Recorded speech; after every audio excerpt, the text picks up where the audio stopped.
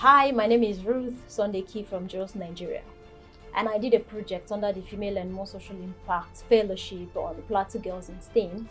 Plateau Girls in STEM is a project that it came out of the need to bridge the gender gap existing in the world of science and technology. And the Social Impact Fellowship helped me to accomplish this project. Not just accomplishing, but we were able to reach out to over 300 schoolgirls from 2 secondary schools in Jos Plateau State. We reached out to 150 girls from Government Secondary School West of Mines and 150 girls from GSS Township. So we actually had a conversation to expose the girls to some of the opportunities that are available for them in the world of science and technology. So while I was in secondary school, I had this teacher that encouraged male students to go for sciences while female go for art and social sciences. According to him, he said that the female brain was actually too soft to understand the complexity of science and technology. In as much as this kind of experience, I had it more than 10 years ago, I discovered that we still have instances where young girls are being discouraged from taking part in sciences. And this kind of experience actually led to the wide range of gender gap that is currently existing in the world of tech. So this project was actually more like a response to help the girls discover their strength and also help them understand that there are a lot of opportunities for them in science and technology. So we have conversations around these opportunities, and the project also intends to subsequently, as a means of sustainability, to create a digital lab that can teach the girls digital skills as a means of sustaining the project.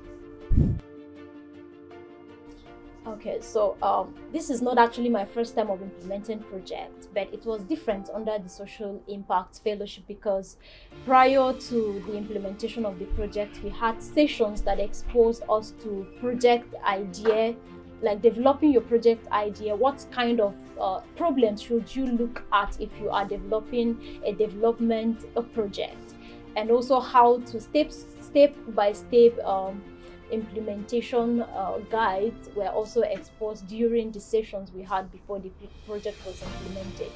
So the Social Impact Fellowship actually helped me to gain insight on how to carry out the project, how to implement from idea generation to the implementation processes, and of course report writing, how to engage the media, how to use social media to be sure that you reach out to as many beneficiaries as possible. So the Social Impact project actually helped me to be able to make use of some of these techniques in order to carry out my project. Okay, I think I have been part of the Femaleandmore community for maybe 5 years now or so, since the first time we started using email and all of that. And this particular platform, the Femaleandmore platform, has helped me build my self-esteem. And not just me, I have been able to also help other young girls build their self-esteem, build their leadership capacity, and it is still helping me to reach out to more girls. So I want to say thank you to the Femaleandmore team for the opportunity to not just learn, but to extend what I have learned to impact more girls and to build a broader community where more young girls can be able to build their self-esteem, build their leadership capacity, and also reach out to more young women.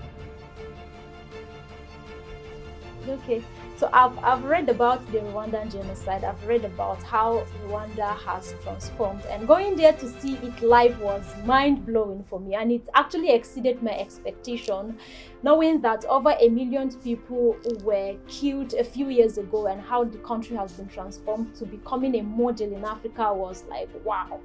And personally, I am taking a lot of things home. I have taken a lot of things home because as a development worker and as someone who has been working with young women over the time, I think implementing some of the things I have learned in Rwanda will help me in my development work. And one of the things that stood out for me was actually building network with people who are already in the space and they are doing things differently, not the way we do it in Nigeria.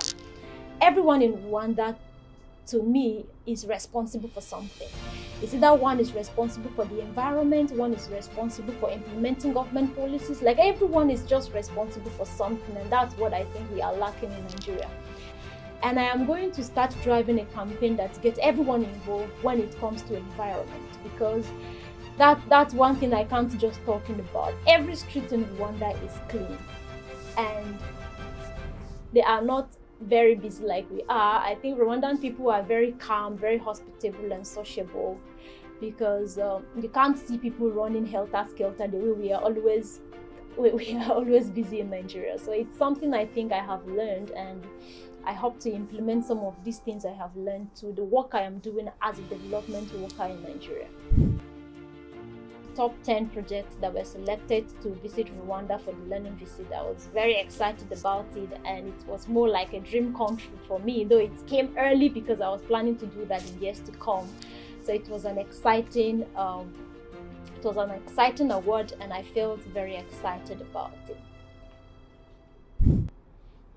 Okay, so Femaleandmore has been part of my success story, from being a very shy girl well in high school to becoming someone that is vocal, speaking about the rights of women and girls, especially in my little sphere of influence.